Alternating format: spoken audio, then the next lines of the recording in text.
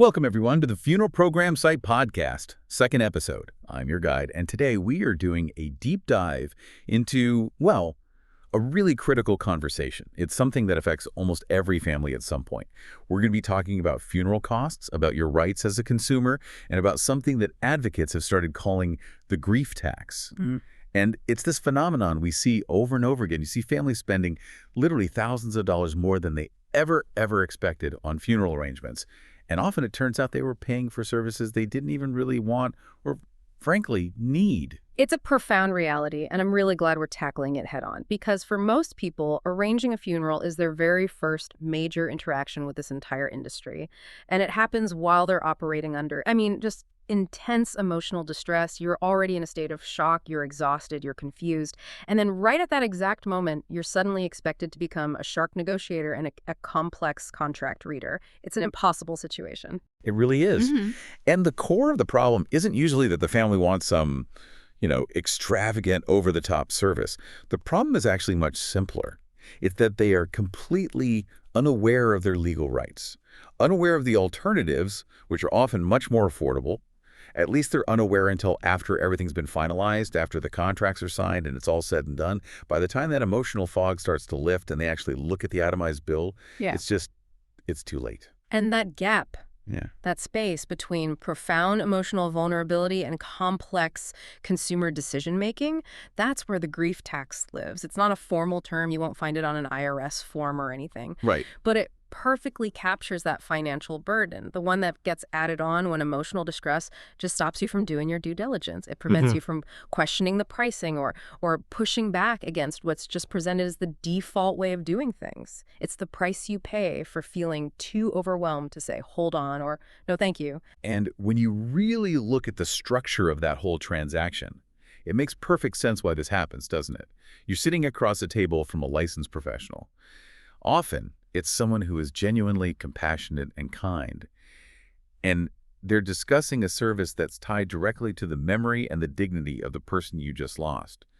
You're completely overwhelmed. You're not thinking about the Federal Trade Commission's regulations. You're thinking one thing. Am I doing enough? Precisely. And in that moment of just profound vulnerability, people tend to gravitate towards whatever seems simplest, whatever feels like an obligation. So they nod, they agree, they sign the papers. They just assume the funeral director has already filtered everything out for them and is only presenting what's mandatory, or at least, what's standard. They're relying on trust at a moment when, legally speaking, they should be relying on transparency. And that's the key distinction we have to make right up front, because this deep dive, it isn't an attack on the integrity of funeral professionals. Many, I'd say most, operate with immense care and respect and, yes, transparency. But, in any industry that handles high-cost, high-emotion transactions, there are always going to be some who shift that focus purely to business and sales. They take advantage of that consumer gap we're talking about. Absolutely. And to really understand why we even have these rights, we need to zoom out a bit and look at the foundation that's supposed to protect you. And that is the federal funeral rule. This wasn't just created in a vacuum. The Federal Trade Commission, the FTC, established it way back in 1984. And they did it specifically to combat widespread deceptive practices that were happening at the time. Things like, refusing to itemize services or forcing consumers to buy these expensive bundled packages. So this rule is a direct response to a known history of practices that were exploiting grieving families. It sounds like the FTC basically recognized that the normal rules of commerce, they just completely break down when one party in the transaction is in a state of profound shock. They did. The rule has two main, really transformative goals. First, it requires transparent pricing. Funeral homes have to give you itemized prices for their goods and services, over the phone if you ask. And crucially, they have to give you a printed general price list, or a GPL, to anyone who walks in and inquires. Second, it guarantees your right to select only the goods and services you actually want. This prevents those bundled packages from being the only option, and it addresses the specific rights we're going to dig into today, especially regarding things like caskets. Okay, so that is the essential context here. This isn't about being adversarial or trying to start a fight in the arrangement room. It's about utilizing legally mandated protections. Protections put in place because, historically, this process has been, rife with opportunities to overcharge people. So our goal today is simple. We're going to walk through the three biggest areas where families unknowingly end up paying that grief tax. And we're going to arm you with the specific knowledge and even the specific legal phrases you need to protect your family and your budget. Right. We need to turn the overwhelming nature of the situation into empowerment. It's about making sure that the services you choose are the ones that truly honor your loved one and also honor your financial reality, rather than just honoring the funeral home's bottom line. Okay, let's unpack this. It's a huge topic. Let's start with what is often the biggest financial pressure point for a traditional burial service, the casket. I mean, assuming a family chooses burial over cremation, the casket is pretty much the anchor cost, right? It forms the bedrock of the whole expense. And that bedrock can be massive. As you said, the price range is just, it's staggering. You might be looking at a basic, unadorned pine or even a fiberboard casket that starts around, say, $1,000 to $2,000, all the way up to a polished, sealed, non-gasketed copper or mahogany model that's priced well over $12,000. And that's before you even get to the vault or the gravesite fees. That's just the box. Wow. That is an immense financial decision to make under that kind of duress. Yeah. Which leads us directly to what is probably the single most powerful piece of consumer protection in the entire federal funeral rule. Yeah. What is that one essential foundational right that everyone needs to know regarding the casket? The absolute most critical piece of knowledge, and this is mandated by federal law, is this. You are not required to purchase the casket from the funeral home, period. This rule is put in place specifically to make sure that funeral homes, which often mark up casket prices significantly, I mean, 200-300%, could not create a monopoly by forcing families to buy only from their own, often limited and expensive selection. So just to be crystal clear, families have the legal right to buy a casket from any outside seller they choose. That could be an online retailer, a specialty casket company. I've even heard of places like Costco or dedicated warehouse stores selling them. And the funeral home must accept it. No questions asked. That is 100% correct, and the funeral rule is extremely explicit on this point. The funeral home must accept a third-party casket. And even more importantly, the FTC strictly prohibits specific retaliatory actions or fees. For example, they absolutely cannot charge you a handling fee for accepting a casket you bought elsewhere. They cannot charge a usage fee. These are completely illegal under federal law. Okay, let's lean into that for a second, that prohibition. Because it sounds simple on paper, but I can't imagine it plays out that simply. In that highly charged atmosphere of the arrangement room, the funeral director isn't going to come right out and say, well, that's illegal, but I'm going to charge you anyway. They're going to use more subtle pressure. Right. Right. Implying difficulty or inconvenience. Yeah. What are some of those common pressure tactics families should be ready for? That's exactly where the grief tax gets levied. It's through implication and inconvenience. The pressure tactics are rarely direct legal threats. They're framed as logistical concerns. For instance, a funeral director might say something like, well, while we can accept an external casket, we just can't guarantee its timely arrival. And any delay in the service preparation due to shipping errors, that would fall on your family. Oh, that's good. That hits right at the core fear of the grieving family, the fear of delaying the service, of not honoring the deceased properly. Exactly. Another common tactic revolves around liability or fit. They might suggest, we haven't verified the dimensions of that particular model, and we can't guarantee it will fit properly into the designated burial vault, which, could violate the cemetery's regulations. Wow. Or, and this one's very subtle, they might suggest that the quality isn't up to their professional standards. It implies that the family is disrespecting their loved one by choosing a cheaper external option. It's an emotional play. And the counter knowledge here for you listening is that if a funeral home tries to impose a fee, or demands excessive paperwork, or creates these sort of artificial barriers because the casket is unsafe or non-compliant, that action itself is a violation of federal consumer protection law. It could even warrant a complaint to the FTC. You have to remember, funeral homes deal with dozens, if not hundreds, of third-party vendors every single year. They know the logistics. They know the dimensions. Suggesting a delay or a misfit is almost always a tactic. It's a way to get you to just give up and buy from them to make it easier. If you're faced with this, you are entirely within your rights to politely but very firmly state, we understand our rights under the federal funeral rule regarding third-party caskets, and we confirm that we will be purchasing the casket externally. Okay, let's get super practical then.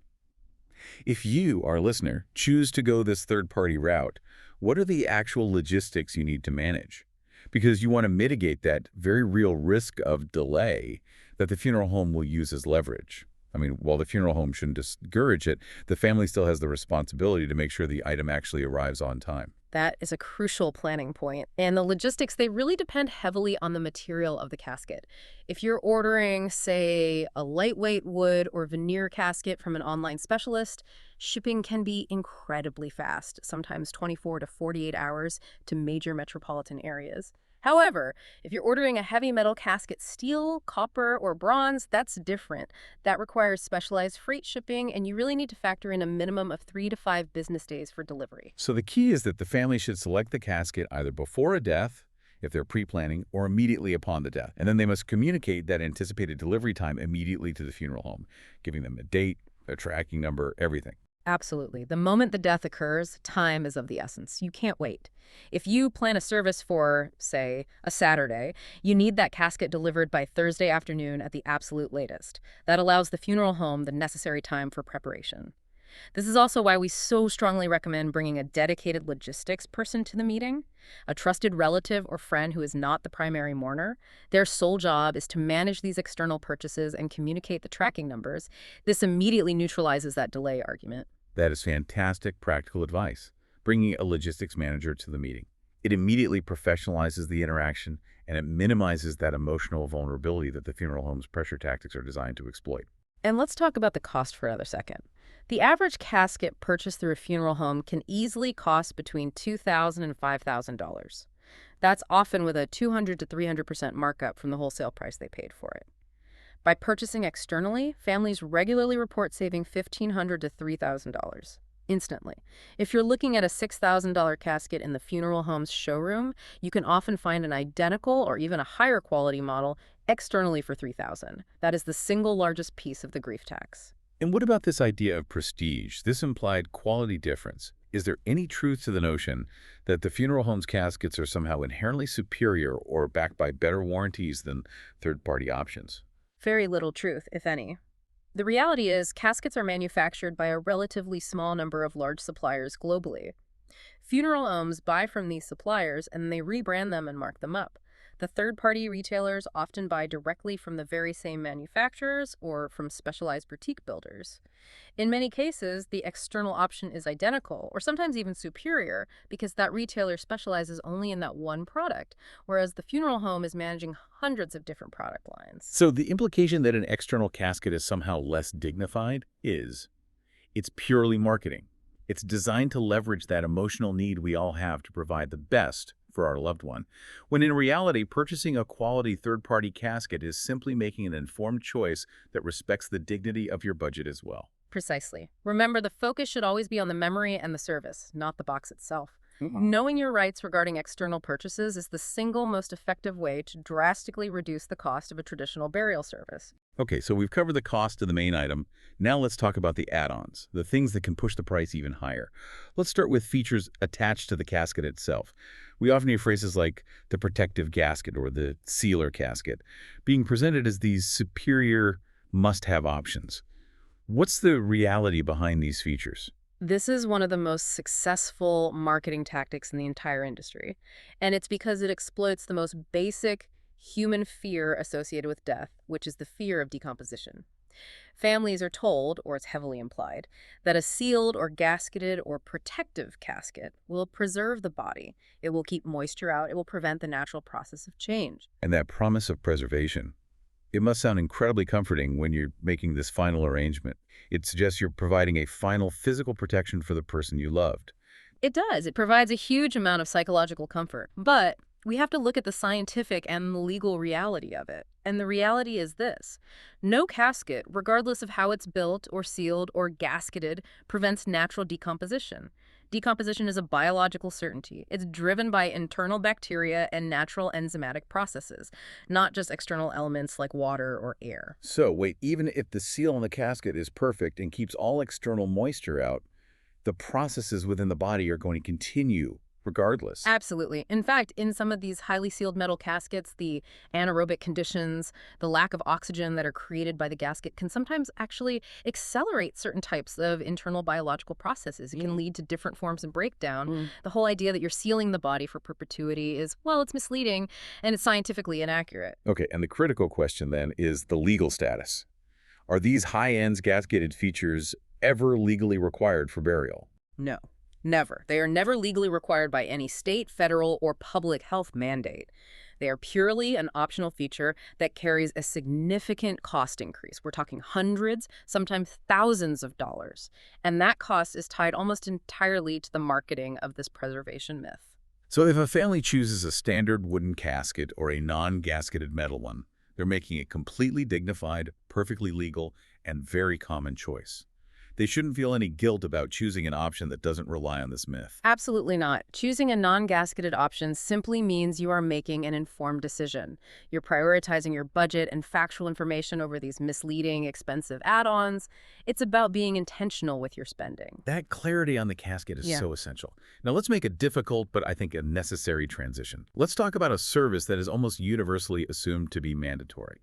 Embalming. This is arguably the most misunderstood procedure in the entire funeral process. Embalming is indeed where the public assumption is usually the polar opposite of the legal reality. Many people, probably most people, walk into a funeral home believing that embalming is a mandatory public health requirement for pretty much any viewing or burial service.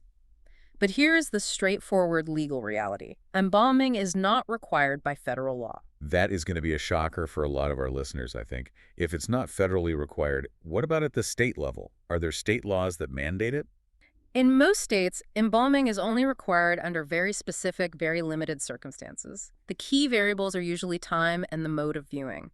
If the final disposition, whether that's burial or cremation, happens quickly, typically within 24 to 48 hours, sometimes up to 72 hours, embalming is almost universally optional, and that's provided the body is held under refrigeration. Ah, so the body does have to be preserved or held in certain hygienic conditions, but the method of that preservation is flexible. Refrigeration is often a valid and much lower cost alternative to the chemical process of embalming. Precisely. And it helps to just briefly touch on the purpose of embalming to understand why these alternatives exist. Embalming is primarily done for two reasons. One is hygiene, but more importantly, the second is cosmetology. It's done to prepare the deceased for a public viewing. It allows the family to see the person looking as peaceful and restored as possible, often over an extended period of a day or two.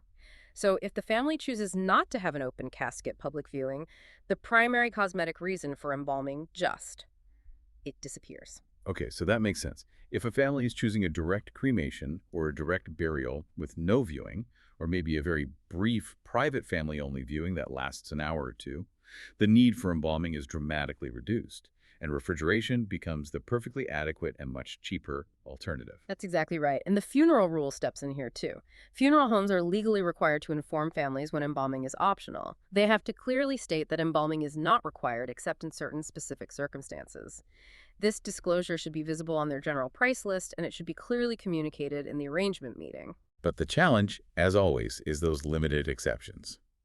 What are some concrete examples of situations where embalming might actually be required by state or local law, forcing the family's hand? The exceptions usually revolve around extended delays or transport across state lines. So, for example, one would be an extended service delay.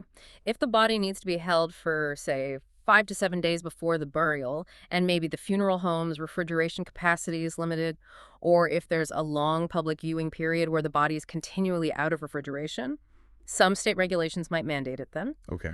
Another big one is interstate transport. While federal law governs a lot, state laws often require embalming if the deceased is being transported across state lines via a common carrier, like a commercial airplane or a train, or if there's just a significant distance involved, especially if the destination state has its own holding period requirements. Right. And then, very rarely, some municipal laws might dictate specific preservation methods if, for instance, a very large-scale public visitation is expected to last for several days. So the bottom line is, if the family is choosing a simple local disposition within 48 hours, they should operate under the assumption that embalming is optional and that refrigeration is a suitable alternative. Yes, and the cost difference here is substantial.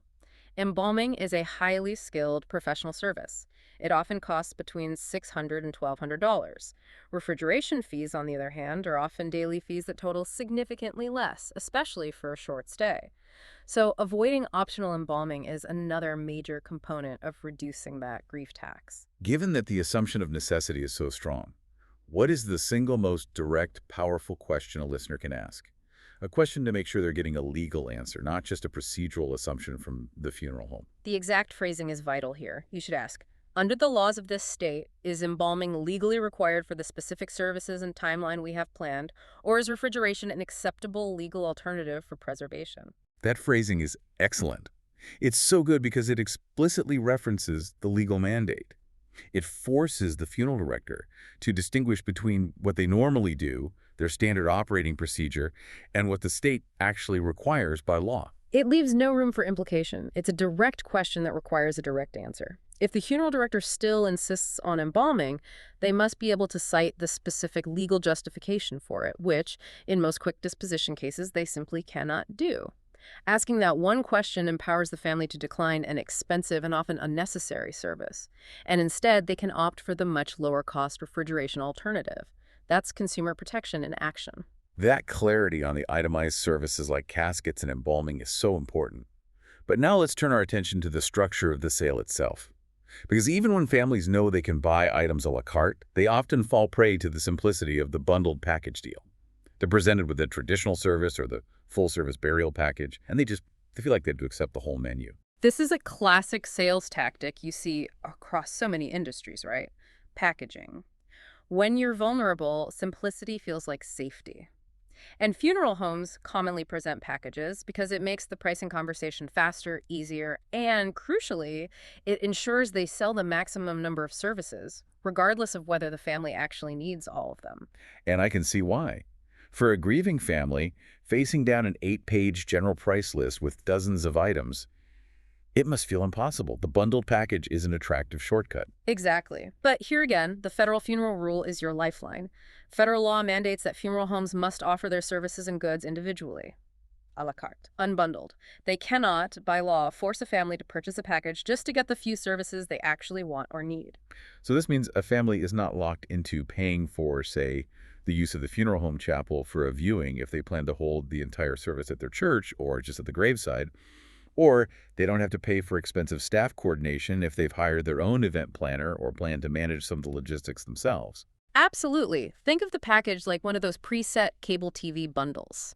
You might only want the news and a couple of sports channels, but the package forces you to pay for 150 channels you will never, ever watch. The funeral rule allows you to choose your channels a la carte. But I imagine the pushback here can be pretty intense. What is the single most common item that families are forced to pay for in a bundle that they absolutely do not need? Oh, that's a great question. One of the biggest non-obvious costs in those bundles is the use of facilities for viewing visitation fee, and that's often combined with the professional staff for supervision and coordination fee. If the viewing is happening at a place of worship or a community hall or even a private residence, these fees are totally redundant. A package might include 3 hours of chapel use and 4 staff members to supervise guest flow, even if the entire service is happening off-site. You're paying for an empty room. And what about administrative costs? I know families are often charged a pretty significant fee for things like coordinating paperwork or filing the death certificate. That's another key area of unnecessary cost. It's often included in the non-declinable basic services fee, which is legitimate, but sometimes it's inflated within the package. While that basic fee covers the mandatory initial administrative work, the package often adds charges for tasks the family can easily do themselves. Things like coordinating with clergy or musicians or filing insurance forms. If the family is handling their own insurance claims or they already have a pre-selected minister, paying an extra $300 to $500 for coordination is it's unnecessary. The crucial document here, the centerpiece of this entire legal protection, is the general price list, the GPL. How should a listener demand this? And how can they use it to their advantage when they're feeling that pressure to just accept the package? The GPL is the foundation. By law, it must be offered to you when you first inquire about arrangements. When the funeral director presents a package deal, your countermove should be calm and authoritative. Use this specific phrase. Thank you for showing us the package, but we would like to see your official general price list, the GPO, now so we can review all the services individually and select only those we need. That request immediately shifts the focus. It moves it from an emotional sales pitch back to mandatory itemized price transparency. And I have to assume that if a family asks for the GPL and insists on itemizing, the funeral home has to comply, or they risk a funeral rule violation. They absolutely must comply. And this is where that practical advice we talked about earlier comes back into play. When a family is emotionally distraught, reading an itemized list of 40 different services and making rational cuts it's just impossible. And that's why we so strongly recommend that you bring an advocate or a budget officer to that arrangement meeting. Let's detail that role again. What exactly should this non-grieving, trusted third party be doing during this meeting? Their job is critical, and it's very specific. First, they physically hold and mark up the general price list. That's their document. Second, they are the ones who ask the hard questions. They're the one who says, is embalming legally required? And can we decline service X, Y, and Z? And third, they cross-reference. They check the services listed in the package against the individual prices on the GPO, ensuring the family only selects and pays for the essential items. Things like the basic services fee, transportation of the remains, and the final disposition itself. Everything else is on the table. By having a designated, clear-headed individual in that role, the family is no longer just relying on trust. They're exercising professional consumer scrutiny. They're leveraging the very laws that were designed to protect them. This moves the whole conversation from what's the standard package to what is the minimum required that meets our specific needs. And that shift, that is where thousands of dollars are saved. You are reclaiming control of the process. You're customizing the service to your needs and your budget, and you're avoiding services like a redundant use of facility fee or staff fees for coordinating services you're handling privately. It's the difference between fitting your grieving family into the funeral home's preset menu and having the funeral home tailor their services to your intentional decisions. We've covered the legal rights and the tactical phrasing, but sometimes the deepest understanding comes from knowing that these rules can break down, even for people who know them best. When you're under the intense weight of grief. And you, as an expert who works with the federal funeral rule every day, had a personal encounter with this very grief tax. Would you be willing to share that circumstance and the critical realization that came out of it? I can, and it's really why I'm so passionate about making sure people are informed before they need this information. Several years ago, a very close family member passed away unexpectedly. And in that moment, I was not the expert speaker you're talking to now. I was just a completely gutted, shocked, and exhausted family member. We were all running entirely on adrenaline and grief. And in that state, you're functionally impaired. Your critical thinking is just. It's focused on survival, not on cost comparison. Absolutely. We walked into that funeral home arrangement meeting with the same implicit assumption that everyone makes, that the director, this compassionate professional, would tell us what was mandatory, what was appropriate, and what was optional. We just assumed they were the benevolent filter, that they would guide us through this necessary process without overcharging us. So what was that process like? How quickly did the decisions start to pile up? Everything moved at warp speed, which I now know is very common experience. We were very quickly led toward a traditional service package. It was just presented as the thing to do. A mid to high-end casket was shown to us as the standard choice for the viewing we were planning.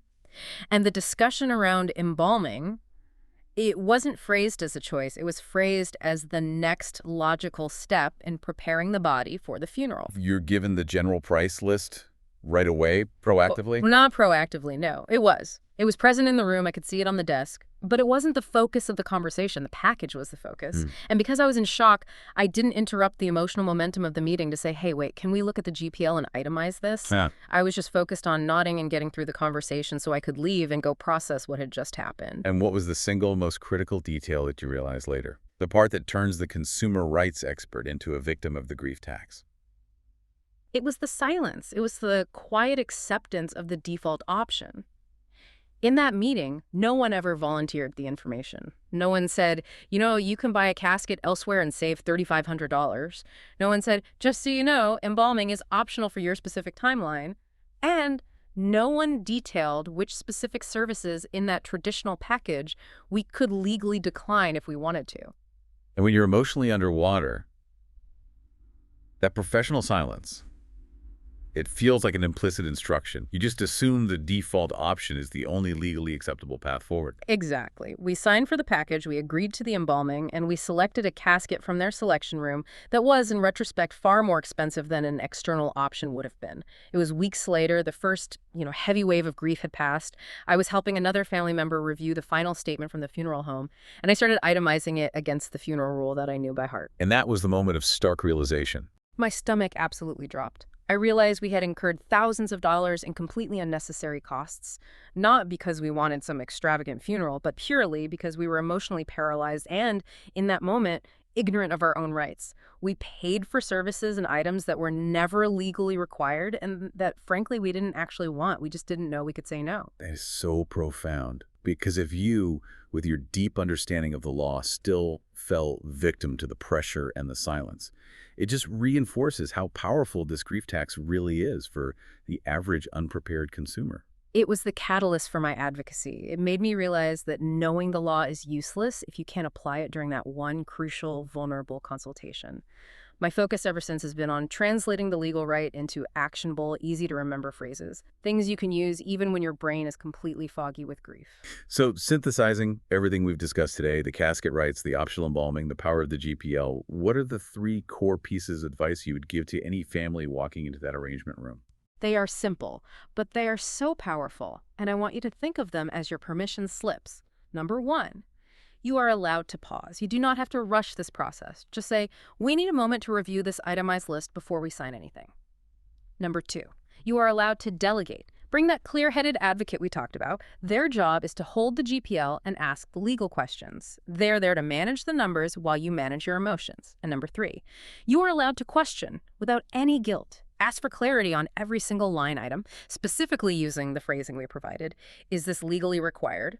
And can we purchase this externally? That is truly empowering. Planning a funeral is incredibly difficult, and the stress is compounded by the high costs and the vulnerable state of mind you're in. But by being informed, you really do shift the focus. Understanding your rights under the funeral rule protects the meaning of the service.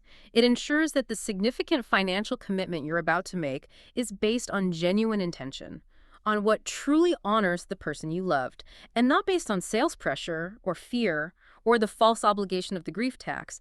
You get to make an intentional choice, not just pay the price of silence. So the ultimate takeaway from our deep dive today is really this.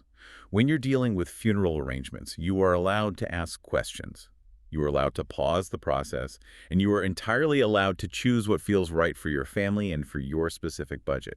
You are not being difficult, you are being informed, you're being financially responsible, and you're honoring your loved one through intentional decision-making. You're protecting your financial well-being during a time when you should be focused on healing and supporting your family. That is the greatest service you can provide to everyone. Wow, what invaluable knowledge and clarity you've shared with us today. Thank you so much for breaking down these complex rules and grounding them in such real-world experience. I know our listeners are going to find this information incredibly reassuring and, most importantly, actionable. Thank you. I'm always happy to bring these kinds of crucial consumer protection topics to light. They often just don't get discussed until it's far too late. The funeral program site really provides a vital service by offering this kind of clarity. Yes, and we are driven by that need to inform and provide some peace of mind. Now, as we wrap up, we want to leave you with a final provocative thought for reflection based on everything we've discussed. If federal law guarantees your right to choose individual services and external caskets, forcing transparency in the funeral industry, what other common everyday consumer interactions might be subtly pressuring us toward the most expensive default option when a cheaper, legally protected alternative exists? Think about that the next time you sign any contract for a major purchase or agree to any bundled service, whether it's for a car, a loan, or even just a telecom package. Questioning the default is always the first step toward empowerment. And to our listeners, thank you for being with us today. We really hope this conversation gives you clarity, confidence, and peace of mind when you need it most. So that's a wrap on episode 2 of the Funeral Program Site podcast. Thanks for joining us, and we'll talk again real soon. Stay tuned and take care, everyone.